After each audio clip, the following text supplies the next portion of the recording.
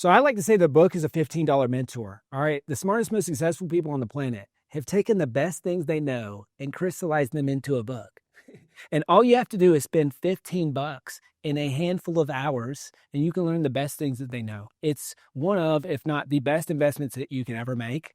It's just buying and reading books. When I dropped out of school, I took what I call the dropouts approach to learning, which is I would just find books that were on the biggest problem that I was facing in my life, and then I would read them, right? And then I implement them, and then I watch my business grow. I watch my life get better. So readers are leaders, and top performers, they read books. So what I'm doing in this video is I've got what I call the 7 pillars of top performance. These are 7 pillars that you need to master, and really in this order.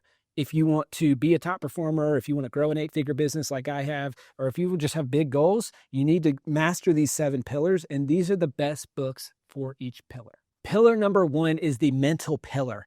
All right. If you're not right between the ears, nothing else matters, right? So you got to be mentally sharp and you got to be confident. You got to be confident. If you got big goals, you got big aspirations, life, society is going to push you down. They're going to criticize you. And so that's why the first recommendation is a book called Maximum Confidence. All right. There's a bunch of other videos, blog posts, whatever on what books should you read or the top books of all time. No one's going to recommend this one. And in fact, it's not even in a written book. It's just an audio. This is by a guy named Jack Canfield. And I remember early on in my entrepreneurship journey, struggling with confidence. And I'm like, man, everybody's saying I'm crazy. Can I really do this? Like, do I have what it takes? And you're going to hit those lows in anything, right? In your job, in your business, you're going to hit the lows. And so this is the seminal book. I've probably recommended this to dozens of people, maybe even hundreds of people in my business, employees, friends, my spouse, like, hey, listen to this book. So I was in this rhythm where I would read this book or listen to this book every single year. Listen to the book. Your confidence will go up. It will get you right between the ears so that now you have the confidence to go after whatever goal that you have. Pillar number 2 are your habits. All right. Your mindset creates your habits, but your habits create your future and create the life that you're living. I love the quote from James Clear. He says, we don't rise to the level of our goals, we fall to the level of our habits. All right, so that's a great book in itself, Atomic Habits by James Clear, and that's probably the book that everyone would recommend on this piece. But instead, I'm going to recommend a different book. It's called The Miracle Morning. All right, this is by a guy named Hal Elrod. He's a good friend of mine. He's one of the people who lent me money when I was trying to grow my business early on. And this book changed my life. It's not an overstatement. It is one of the seminal books that totally changed my life. And so The Miracle Morning, he lays out this concept of savers. Okay, it's an acronym, savers, that you need to use to create a morning routine. The morning routine, if you look at the common denominator from all ultra successful people, all right, no matter the industry, no matter the field, the common denominator is almost all of them have a morning routine. And your morning routine, if it's good enough, for me at least, this changed my business. I mean, when I started my business, the morning routine was the simple thing that if I have my morning routine and I do it, I have a productive day. And in fact, by the time 8 a.m. rolls around, I've already had a more productive day than just about anyone, right? Because I have that, it's called a keystone habit, right? There's a book called The Power of Habit that I love. He talks about keystone habits, right? It's the one thing that if you do it in your life, it's this trickle effect. A morning routine is that trickle effect. And so you need to read this book. It's called The Miracle Morning. It's a life changer. It's a short book. It's easy to read. But if you just do that one thing, read the book and then install the habit of a miracle morning, watch your business grow, watch your life get better, watch the affirmations, the visualization, all that stuff that starts to bring things to life, watch your fitness improve, watch maybe even you get the book done that you're trying to write, right? Because you integrate your writing habit into your miracle morning. Pillar number 3 is your health. This is a big one. So you got your mindset right, you got your habits, but if you don't have health, you can't do anything, right? It's one of those balls that when you drop it, it doesn't bounce back. It just explodes, right? So you gotta have your health right. And so there's a bunch of health books that I could recommend, but I'm going to recommend one instead that, again, I don't think anyone's going to recommend in this pillar. It's called Sleep Smarter. Okay. And one of the pillars of good health is good sleep. And so you can eat right, you can exercise, you can do all that stuff. But if you don't have good sleep, you will be burnout, you'll be tired, you'll be dragging into work. You're not going to grow. So you need to have good sleep. And it's one of those things that, like, when I first started reading books, the first book or one of the first books that I read was on how to read faster. I'm like, hey, I'm going to read all these books. Well, I suck at reading. I'm super slow at reading. I should probably read this book on how to read faster, because that is the one book that if I read it will help everything else get better, right? This is very similar, where it's, if you read Sleep Smarter and you just keep your sleep right, you only got to read it once. You make these couple of improvements to your sleeping environment. Now you're sleeping better for the rest of your life, and you're going to perform better for the rest of your life. Number 4, business growth. Now we're getting into the fun stuff. This is probably the stuff that you came for. If you're like me, you want to just skip to this, but if you don't have the other pillars, none of this stuff's going to work, right? So I'm going to cheat here. I've got 2 books for business growth. You got to grow revenue to grow your business. And these are 2 of the best books that I've ever read on growing revenue in your business. The first one is called 80/20 Sales and Marketing. All right, this is a big one. It's by Perry Marshall. It's a fun read. He's a good copywriter. So it's well written. It's funny. It's relatable. I've done this as a book club multiple times in my business. I've even brought in Perry to do a Q&A, kind of surprise the team at the end. The key concept here is that everything you do in your business and in your life operates under the Pareto principle, the 80/20 principle. You've probably heard of it, right? It says that 20% of your actions lead to 80% of your results. So you need to focus on that 20% and really nail that, and then cut all the other stuff. And so what he goes through in the book is, what is that 20% when it comes to successfully selling and successfully marketing? And so especially if you're like me, I wasn't good at sales and marketing, I didn't like it, you need to read this book, and it will give you some good foundational principles that you can use to grow revenue in your business. And then book number 2 here is Extreme Revenue Growth. All right, this is a really good one. This is another one that you won't hear recommended anywhere. All right, it's a book that has, I don't even know how many reviews on Amazon at this point, but I remember I had 3 or 4 people recommended me this book, and I went to go buy it, and I looked at the cover, and I'm like, man, this cover sucks. It's not very good. And the book has 12 reviews on Amazon. I'm not buying this. So I did that the first time. I did that the second time. And then finally, the third time someone recommended it, I said, I'm like, there's got to be something to this. Like, people keep recommending it. Would you stake your reputation on this? And this is kind of an intense question for a book recommendation. I'm like, hey, I value my time, probably like you do. I don't want to waste my time reading dumb books, like reading books that aren't going to move the needle. So I said, hey, would you put your name on this? If you say yes, I'll read it. And he said, yeah, it's that good. You need to read it. And I read it.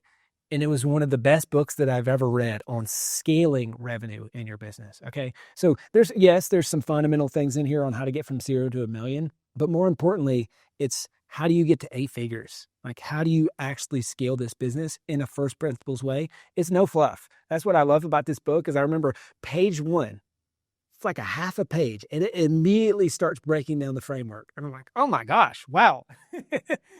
And so it's one of those books that I reread once a year, maybe even more often than that. I send it to my leadership team. I send it to people in my business. I have them read it. Constantly, we're going back, we're rereading this. We're doing a book club on it. We're doing all this stuff, right? So this is a book that you need to read. You need to reread. Number 5, leadership. All right, this is a big one. So now that you've started scaling the business, there's the law of the lid. I love this concept from John Maxwell. The law of the lid says that your business, or any entity that you're running, you could be a church leader, you could be a scoutmaster, you could be a CEO of business, it will rise to your lowest level of self-development and your lowest level of leadership. I love this question from a mentor of mine, Michael Hyatt. He would always ask me, Chandler, what about your leadership led to this result? So if you're not liking the results in your business, it's probably a result, especially at scale, of poor leadership. Right? And it's very easy in your leadership to point to other people, to point to all the things, that the reasons why it's not working or whatever else. But I'll never forget, there was a few years ago, I just realized I'm a horrible leader. I'm a good manager, pretty good manager, but I'm not a good leader. All right. And I've got a whole other video on difference between leadership, management, all that stuff. You can check out that video. But a good leader customizes goals to the person that they're leading. All right. And a good leader takes ownership and accountability. And so that's why my recommendation for this book is a book called Extreme Ownership. This book will change your life. All right. I remember reading this book, dropping the book down and just thinking, oh my gosh, I've been screwing everything up. I got to take ownership for everything in my life and in this business. And so I don't always do this the best, but I go back and I'll reread this because I need to remember it, is that any problem in your life or in your business is your fault. All right, that's the big takeaway here. Any problem in your life, in your business, it's your fault. What about your leadership led to this result? This is a really fun story-based book. So it's not just like, if you're anything like me, you read a bunch of nonfiction books, it kind of gets a little boring at some point because it's just rote teaching. This is not that. It's a lesson and then a story from war and being in the Navy SEALs on how you implement that lesson, right? And then another lesson. So it's just kind of a fun format that makes it a fun read and an easy read, but it also makes it extremely powerful. Number 6, relationships. All right, relationships are the currency of life. If you want to live a fulfilled life, you need great relationships. And if you want to grow anything, you got to have great relationships. So I'm going to cheat here because I got so many books that I want to recommend. I'm going to do one for business. I'm going to do one for personal relationships. All right. So the first one is a book called How to Win Friends and Influence People. You've probably heard this one recommended before. Maybe you've read it. If so, you need to reread it. Because if you want to win friends and if you want to influence anyone in your business, you got to follow the principles that he lays out in this book. I read this book just about once a year. And in fact, what I'll do is I'll take this book and then I'll take another book called How to Talk to Anyone by Lil Lowndes. And I'll say, all right, I'm going to read How to Win Friends and Influence People. And I'm going to read How to Talk to Anyone by Lil Lowndes. And it reminds me about the humans in the business, right? Because I don't know if you're anything like me, where you've got these crazy goals, these crazy ambitions, and sometimes you just drive people so hard that you forget about the actual relationships in the business. So this is a big one. The big takeaway in this book is seeing things from other people's perspective. And then the personal one, this is a big one, it's called 5 Love Languages, okay? So you can have a great business, but if at home, your marriage, your relationship, your everything is falling apart, what do you think is going to happen? I want to be well-rounded in all facets of life. So I want to have a great relationship with my wife. I want to have a great relationship with my future kids. I want to have thriving, successful business. Right? But you can't do that if you don't take both seriously. What's going to happen? You're going to get divorced. There you go. There goes half your business. There goes half your wealth. Or, we all know those super successful entrepreneurs who have been divorced like 5 times. You think that's a rich life? No, I don't think so. It's going to detract you from growing your business because stuff's not going well at home. So the 5 love languages, the core concept is that there's 5 ways that people give or receive love. There's physical touch, there's words of affirmation, there's gifts, there's acts of service, and there's quality time. Okay. So chances are you're a couple of those 5. And so you need to know, hey, my partner, my wife, my spouse, whatever, like this is how they give love and this is how they receive love. All right. And so that you can match up and make sure, you might be doing what you think is making them feel love, but it's not, because it's not their love language. And so that's what this book's all about. There's also the 5 love languages in work, which we've done that and read that as a team before and did a book club as a team on that. It's really cool. So this applies in your business. This also applies in your relationships at home. Number 7, your money. So now you've built a successful business or you've become a top performer and hopefully you're making good money. So how do you make sure that you're spending it well and you're not being on this hedonic treadmill, this just never ending running of earning money, spending it all, and then you wake up a decade later, you've built no wealth? If your goal is to build generational wealth, maybe it's not. For me, it is. So I want to build generational wealth. That means my kids, my grandkids, like I'm setting up my family. Well, you got to invest it well. It's one thing to earn it, but if you don't invest it, it's not going to compound. It's not going to grow. It's not going to set you up for life. And so this book, Set for Life, is all about that. It's about the pitfalls to avoid. So especially, and I got a whole other video on this, highly recommend it, around delayed gratification. All right. This is kind of a core premise in this book, is that early on, your first 5 years, your first 10 years in your 20s are so important. And most people do it the wrong way. They immediately buy you want to feel like you're progressing, right? So they immediately buy the nice car. Well, guess what? That's a car payment.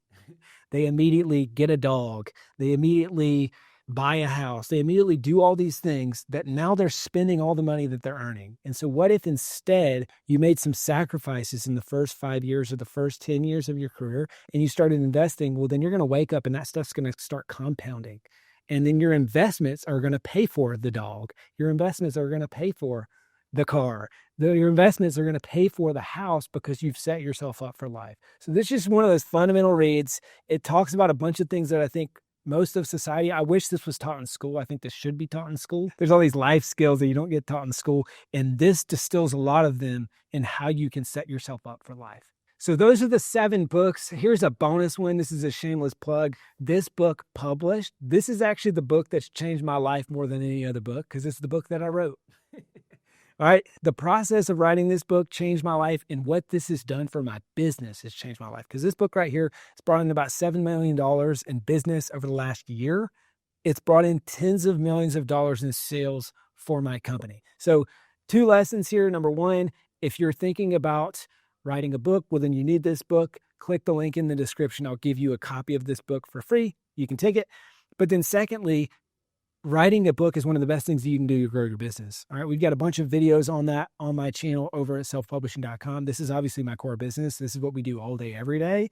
But writing a book can change your life. It can change your business. The most impactful book in your life is the one that you write. So those are the books that you need to read in order. Those are the 7 pillars. How do you figure out which book to read first? Well, I made it easy for you, and I mapped out those in order of importance that I think you should read them. But beyond that, there's kind of this framework that I use, which anytime someone says, hey, Chandler, what book should I read? I'll ask this key question, which is, what's the problem that you're trying to solve in your life or in your business right now? Or what's the biggest bottleneck in your life and in your business right now? Once they tell me that, I'll say, oh, cool, I've got a recommendation on that. And so I think it's really important to say, maybe you take inventory of where you're at in these 7 things, find the blocker, and then match up the best book that I recommended with that blocker and read that next. But I don't read any book that I'm not going to implement within 30 days. Okay, so I call this just-in-time learning. This is really, really important. A bunch of people, they just buy the book and they think, oh, I've got the knowledge from it because I bought it. It's like this dopamine hit, like, oh yeah, I bought that book. And the next thing you know, you're looking up on your bookshelf and you got a bunch of books that you've never even read, but you feel good about yourself, right? So don't do that. Take it a step further. Don't read books that you're not going to implement. So that's kind of my core principle for how to figure out which book to read next. I've got a whole video breaking this principle down. Go ahead and click the link along with this video. Watch that video. It's really, really good on how to figure out which book to read next.